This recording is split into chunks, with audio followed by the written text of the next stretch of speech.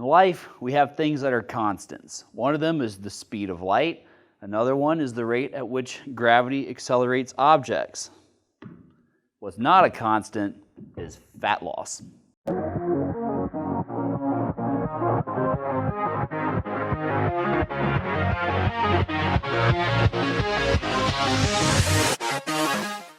All right, today we're going to be talking about what weight loss really looks like. And it's probably going to be a little bit different than what you've led to believe. So, once again, we're back at one of my favorite tools in the world, the whiteboard. And let's take an imaginary person, for example, that weighs 200 pounds and they want to get down to 150 pounds. So, what they probably expect the journey is going to look like is something kind of along the lines of that, right? They're going to get on a diet, they're going to cut back on their calories, they're going to cut out X, Y, Z, just do whatever, and then they're just going to see some nice weight loss until they hit their goal. That's probably what you've been led to believe for a few reasons. One of them is marketability. It's easy to sell things that seem to make sense or are appealing to people's desires. And so what somebody would desire is to, along this process, not see something that looks more like that, right? Because every time you're at one of these humps where your weight goes up, you're probably gonna start doubting whatever you're doing and start questioning why you're doing it, think that it doesn't work, and it's an excuse to just say, I'm throwing in the towel. Backup marker. Now that I got my backup marker, the next reason why I've been led to believe that weight loss is this nice, even trend is a lack of good information. And once again, you can have a lack of good information because the people who are kind of running the fitness industry aren't necessarily profiting from putting good information out there. They're profiting from putting easy to sell information out there. So now we're going to get away from what we've been led to believe weight loss looks like and talk about what it actually looks like. And we're going to use my own progress through this Rip for Rugby series as an example of what you can kind of expect throughout the process. So let's go ahead and erase this. I started out my weight loss journey at about 204, and I'm currently at 196, and I'd gotten down to 194 as of last week. So as I was going along, my weight dropped, humped back up, dropped down to 194, and my most recent check-in got to 196. So now I've had 2 times along this process where my weight has actually gone up. And if I was not well informed, I didn't have the good information, I'd only listened to things that marketers had pitched to me over the past, this would be good reason to freak out. Like, oh no, I'm doing fat loss, my weight's going the wrong direction. Like, surely this is the end of the world. No, it's really not. Because one of the things that you want to look at throughout this process is what is the trend? What is the long-term trend? In math, you call it a line of best fit. But basically, you're taking the average between where you are and where you were, and you draw a line. So you can see that this line right here is the trend. And the trend is really what you're aiming at in fat loss because things are always going to fluctuate and vary. For example, you had the short-term fluctuations that we talked about in a previous video, which are the 3 S's. So stress, sleep, and sodium. And we'll go over each one of those real quick. So your 3 S's. Stress, sleep, and sodium. And the reason why these are important is because all 3 of these things can lead to fluid retention.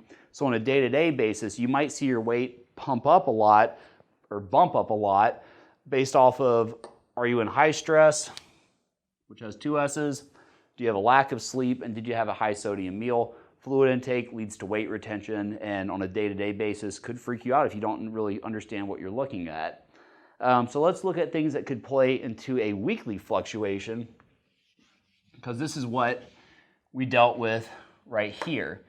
These were over, this is about four check-ins right here between those 2 weeks where the weight bumped up. So let's say that you're somebody who has a pretty widely varying amount of activity in your life, or you're somebody who engages in very intense physical activity. So this is the first one, activity. So for example, there's a connection on each one of those to my actual activity level. So in this most recent week, I missed out on a rugby training and I missed out on 2 of my workouts. So my rugby trainings and my workouts are pretty darned intense. I mean, just look at this farmer's tan, you know, but the activity level, you can miss out on a lot of calorie burn if you're missing out on that activity. So for me, less energy was burned, which would lead to, well, maybe my weight's not gonna drop, it might go back up. The second part here is your intake. Now, because my weight dropped too fast last week, I actually had an increase to my macros. So now I had two things working in sync with each other. So my activity went down, intake went up, and what do you know? The weight predictably bounced up some. Now, why is that not a problem? Because this is a long-term picture that we're looking at. At the same time, the amount that my weight went up basically means that I returned to maintenance and just replenished my glycogen stores. And so glycogen coming out of that deficit state came back, and all the water that's bound to it led to that increase in weight, more than likely. So getting back into a deficit state, I'm likely to ditch that glycogen that was stored, which caused the weight to go up. So you might see 2 pounds drop. And then on top of that, we'll have maybe 1.2 to 1.5 pounds of fat loss heading into the next week because of the macro reduction that happened. Now my activity should stay pretty steady. And so this is kind of like a prediction right now. So activity is gonna be steady, intake's going down, and we should expect to see my next weigh-in being somewhere around here. But once again, that's following the trend path. So don't freak out if you see your weight fluctuating, going up and down from weigh-in to weigh-in. That's normal. That is a very normal part of the process. And that's what the big takeaways from this are. It's all about the averages. It's all about the long term. So when you have those moments in a fat loss goal and you see your weight going up, it's not panic mode. Just follow the adjustments, stick to the system, and you'll see yourself start to get on that path that you want to be on. And the other thing too is just listen to your body. You know, my calories got cut down to like 2650, 2700.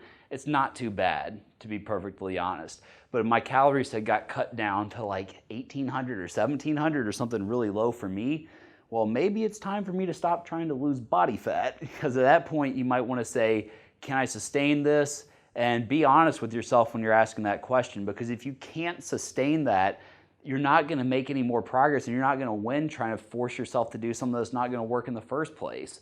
So just know when to pull back on it, know when to say, you know what, the quality of my life is a little bit more important than going from like 7% to 5% body fat. So think about those kind of things. Ask yourself, is all the work that you're putting in really enhancing your quality of life? And if the answer is no, maybe you should reevaluate your goals. But if you can keep going and manage it and it's not that much of a problem, understand that there's going to be times when macros are going to go up and down, weight's going to fluctuate. But once again, just to hammer that point home one more time, it's all about the long-term trend.